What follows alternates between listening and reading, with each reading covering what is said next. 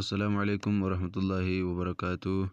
Video rakasitimo WhatsApp jechuudha application WhatsApp da haala kamiin banne itti fayyadamna kan jedhuu fi akkasumallee namoota jechuudha hedduu kan namni isaaniif banne jechuudha WhatsApp yeroo hedduu update yookaan download godhaa jechuudha haaromsaa jedhee isaan gaafatu jechuudha kanallee waliin ilaalaa jechuudha. Akkasumallee jechuudha wantoota jechuudha sirreeffamuu qaban tokko tokkollee WhatsApp keenya irraa jechuudha waliin ilaalaa jechuudha. Mee jalqaba jechuudha WhatsApp kan keenya jechuudha haala gaariidhaan bannee waliin haa ilaallu jechuudha. WhatsApp tokko banuudhaafis bilbiluma kan keenya irra jechuudha application WhatsApp dha jiru jechuudha sanarra ni seennaa jechuudha. Namoonni immoo akkasuma jechuudha appii kana jechuudha bilbila keessan irraa hin qabne jechuudha kunoo Play Store keessan fayyadamuudhaan akkaataa jechuudha itti buufattan illee kunoo asumaan arguu dandeessu jechuudha. Play Store keessan irra haala kanaan erga seentaniiti jalee kanatti jechuudha mallattoo jechuudha searchii jirtu kana jechuudha ni filattu jechuudha. Erga haala kanaan filattanii gubbaa kanatti immoo jechuudha search bakka jedhu ammas ammallee nuuf dhufaa jechuudha. Bakka kanatti nuuf dhufaa jechuudha. Haala kanaatiin ammas bakka kanatti jechuudha WhatsApp jennee ni barreessinaa jechuudha. Kunoo anamma barreessitan jechuudha isin agarsiisaa jechuudha. Amma kunoo yeroo xiqqoo message jechuudha WhatsApp godhe kunoo haala kanaatiin naaf fidaa jechuudha. Dhiifama notification kan WhatsApp jechuudha akkaawuntii kaaniiti kan biraati jechuudha. Kunoo akkuma argitan jechuudha WhatsApp messengerii haala kanaatiin isiniif fidaa jechuudha. Erga haala kanaatiin isiniif fidaa jechuudha kiyya jechuudha kunoo akkuma argitan open bani jedheeti kan inni jiru jechuudha. Download godhe waan jiruudhaaf keessan immoo jechuudha download godhaa jedhee isiniif fidaa jechuudha. Erga kunoo haala kanaatiin amma irra ni seennaa jechuudha. Kunoo erga jechuudha haala kanaatiin irra seenneti kunoo bakka kanatti jechuudha waa lama nuuf fidaa jechuudha. Waa lama filachuu dandeenya jechuudha. Inni tokkoffaadha biyya kan keenya kaawuntirii kan keenya ni filannaa, lammaffaadhaatti immoo foon nambarii keenya ni galchinaa jechuudha. Kana jechuudha yoo isiniif jechuudha biyya Itoophiyaa jedhee hin jiraanne tokkoffaa kanarratti mallattoo jechuudha kana filachuudhaan mallattoo qastii kana filachuudhaan biyya jechuudha keessa jirtan ni barreessitu jechuudha. Kunoo kiyya humaanuyyuu Itoophiyaa jedhee naaf fidee jira. Yoo isiniif fidne immoo mallattoo jechuudha sarchii gubbaa kanarratti argamu filachuudhaan ni barreessitu jechuudha. Amma isin agarsiisuudhumaafuyyuu Itoophiyaa yeroo hin jiru kunoo Itiyoo yeroo hin jiru kuniyyuu naaf fidaa jechuudha. Kunoo haala kanatti irra ni seennaa. Anamma jechuudha lakkoofsa bilbilaa kiyya galchitan isin agarsiisaa jechuudha. Yeroo galchitan immoo sagal jechuudhaan eegalaa jechuudha. Sagal anamma kiyya galcheeti kan hin jiru jechuudha. Ergaan haala kanaatiin immoo lakkoofsa bilbilaa kiyya galchee kunoo mallattoo jechuudha qastii argamtu kan argaatti jedheen jira next kan jettu kan yeroo tokko ni filattu jechuudha. Yeroo haala kanaatiin filattan jechuudha connecting jedhee waan jiruudhaaf ni barbaada xiqqoo isin ibsitu jechuudha.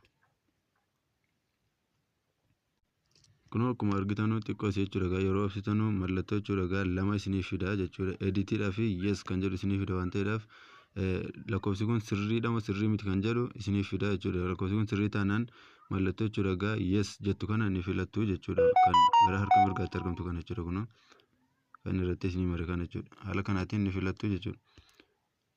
Erga haala kanaatiin filattan jechuudha waa lama isiniif fida jechuudha. Tokkoffaa irratti akkaawuntiin kan keessan duraan baname jechuudha isin jalaa badee yoo ta'e continue kan jedhu kana ni filattu. Yommuu jechuudha haala haaraa jechuudha kan haala duraan banamee jiruun alatti jechuudha haaraa banachuu barbaadan kunoo verify another way kan jedhu kana ni filattu jechuudha.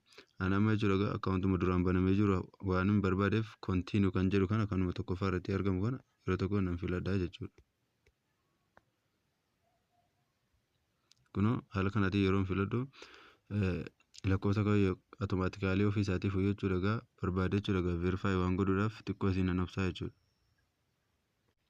Kunoo akkuma argitan automaatikaalii verify gochaati kan inni jiru jechuudha. Kunoo lakkoofsa keeyyatti bilbilanii jechuudha ofii isaaniitiif automaatikaalii godhaniiru kan isaan jiran. Kunoo amma gara kanaatti na dabarseesii kan inni jiru jechuudha. Xiqqoon ibsinaa steppiiwwan jiru waliin ilaalla waan ta'eef sirni nuun jedhatti kan inni jiru jechuudha. Maqaa kan keenya filachuu dandeenya jechuudha. Maqaa waan barbaanne irra kaa'achuu dandeenya akkasumallee piroofaayilii kan keenya waan feene irra kaa'achuu dandeenya jechuudha. Nama maqaa kan koo maquma tokko barreessitan isin agarsiisaa jechuudha.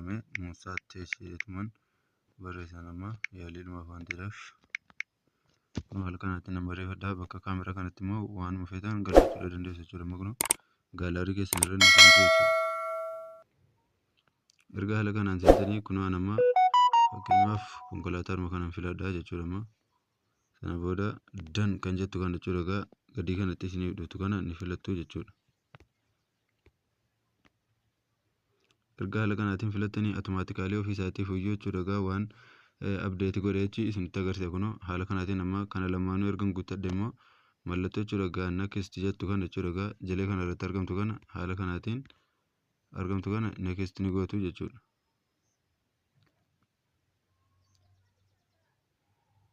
Sana booda automatically ofii isaatiif yeroo isiniif banu kun haala kanaatiin isiniif dhufa. Tokkoffaa irratti add email number add email kan jedhu kana jechuudha ifama add email kan jedhu kana itti guuttachuu yoo feetan yoo email kan keessan illee itti guuttachuu barbaadan email kan keessan itti guuttattu yoo email keessan itti guutuu hin barbaanne immoo gama jalaatti kan argamtu kan skip kan jettu kana filattu jechuudha.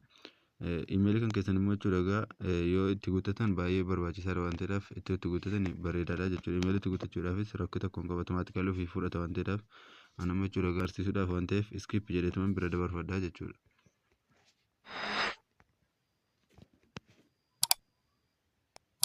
Kunoo automatically sirriitti haala gaariidhaan banameeti kan inni jiru jechuudha. Kunoo walumaa ilaalaa jechuudha. Kunoo akkuma argitan haala gaariidhaan banameeti kan inni jiru. Viidiyoo kana immoo like godhaa. Yeroo tokko haala kanaatiin immoo isin gaafachuu danda'a jechuudha. WhatsAppiin kan keessan Google Storage Backup jedhee jechuudha. Backup itti godhadhaa jedhee isin gaafachuu danda'a jechuudha. Tokkoffaa irratti jechuudha kan tokkoffaa irra jiru kan daily irra kana irra yoo kaatan email kan keessan isin gaafataa jechuudha. Kunoo akkuma argitan kana yeroon tuqee kunoo email jechuudha bilbila koo irra jiru hunda isaanii tarreessee naa fidaa jechuudha. Kana keessaa kan hin barbaade waliin jechuudha active gochuun hin danda'a jechuudha.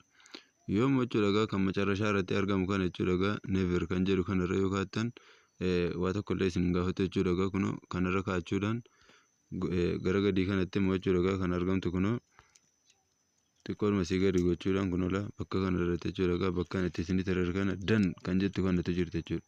Mallattoo kana fayyadamuudhaan irra seenuu dandeessu jechuudha. Kunoo haala kanaatiin amma yeroo tokko nan tuqaa jechuudha. Kunoo akkuma argitan banameeti kan inni jiru. Yeroo tokko haala kanaatiin isin gaafachuu danda'a akkanatti sirreeffatu.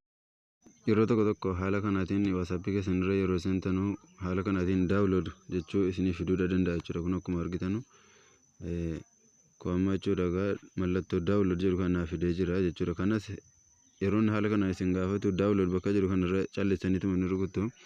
Sana booda iyyuu kun akkuma argitan qaxxitaa gara jechuudha Play Store keenya nu geessaa jechuudha. Bakka kana update kan jedhu kana rukutuudhaan update gochuudha dandeenya jechuudha. Kan biraa immoo callisneetuma jechuudha WhatsAppiin keenya haala kanaatiin yoo nu gaafatee gara biraa nu geesse Play Store keessan irra seentanii kun aappii kana irra seentaniituma xiqqoodhuma ishee irra seentanii bakka searchii jedhutti jechuudha. Kun bakka searchiitti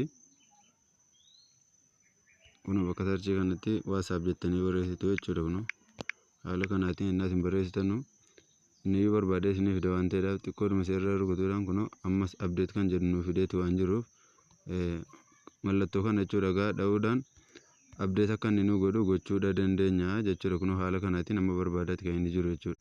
Kun lakkaa'uu eegaleeti kan jiru jechuudha. Neetworkii waan dadhabaa ta'eedhaaf dafee jechuudha lakkaa'u jechuudha. Kanaaf xiqqoo isinii obsinaa jechuudha. Bitanuu lakkaa'aati kan inni jiru jechuudha. Channel kanaaf namoonni haaraa taatan subscribe gochuudhaan mallattoo notification isiniif dhufu ol godhachuudhaan viidiyoon jechuudha asirratti gadhiifamu nama hunda dursee akka inni isin qaqqabuudhaaf notification ol godhadhaan isiniin jedha. Kun 99 geera dhibba jechuudha. Install godhetti kan inni jiru jechuudha. Open kan jedhu nuuf fida jechuudha. Kun bakka xiyyaan isinii qabe kanatti jechuudha. Sana booda open gootu kun haala duraan itti isiniif deebi'a jechuudha. Haala kanaatiin itti fayyadamuudha dandeessu.